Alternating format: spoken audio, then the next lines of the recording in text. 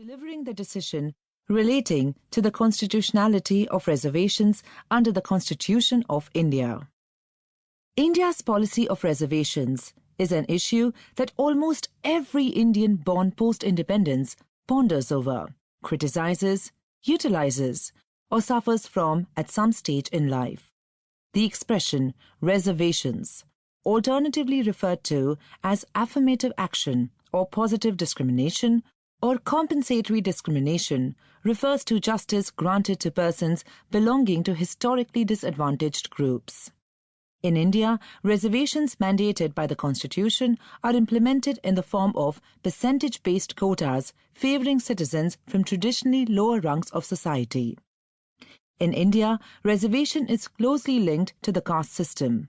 Caste-based discrimination finds its genesis in the erstwhile Varna system of the Hindus. Hindus were classified into 4 occupational tiers: Brahmins, that is, the scholars, priests, sages; Kshatriyas, that is, the warriors; Vaishyas, that is, the agriculturists and merchants; and Shudras, that is, the labourers, artisans, and craftsmen. The first 3 groups comprised higher castes, while Shudras were considered to be from a low caste background and not permitted to accumulate wealth. Meanwhile, there were also the Dalits, earlier called untouchables, who were considered inferior beings and fell completely outside this 4-fold classification. They were considered avarna or casteless. Most upper caste Hindus shunned any form of contact with the Dalit community. Each of these castes is further classified into hundreds of hierarchically stratified subcastes. Reservations have had a checkered political history in the context of public employment and admissions to higher educational institutions. Joining the government service in India is considered, at least by the masses, to be a prestigious, stable occupation with a regular income. It offers job security, pension, and, in the case of senior officers, free housing. With the liberalization of the Indian economy, the importance of citizens' educational background has overtaken their physical capital in the labour market. It is not surprising, then, that there is such a scramble to get subcastes classified as backward, get fake caste certificates issued, and have fraudulent income statements prepared. Today, nearly 500 million Indians are eligible to avail of some form of preferential treatment. The count would be higher had it not been for the Supreme Court's periodic interventions. Backward communities in India are broadly divided into the following categories.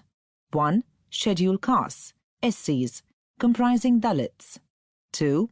Scheduled tribes, STs, comprising tribal communities living in isolated parts of India. And 3. Other backward classes, OBCs, identified as socially and economically backward. Reservations for OBCs have been the most contentious and have caused a backlash in many parts of India. At the heart of this backlash was the Supreme Court's judgment in Indrasani versus Union of India, Indrasani.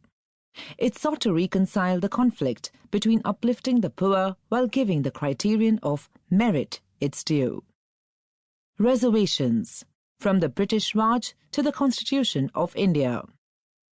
Way back in 1902, Shahu IV, the Maharaja of Kolhapur in Maharashtra, took the first organized step to provide reservations for backward classes in India. His aim was twofold: eradicate poverty in the backward classes and increase their involvement in public administration. The British took their cue and, from the early 1900s, developed religion and caste-based policies of reservation in the sphere of public governance, a tactic widely perceived as a centerpiece of their divide and rule strategy. For instance, the Indian Councils Act of 1909, better known as the Mody-Minto reforms, provided separate electorates for Muslims and reserved seats in municipal and district boards, provincial councils, and even the legislature for India at the time. The Government of India Acts of 1919 and 1935 also had provisions for reservations. These precursors to the Indian Constitution which entered into force in 1950.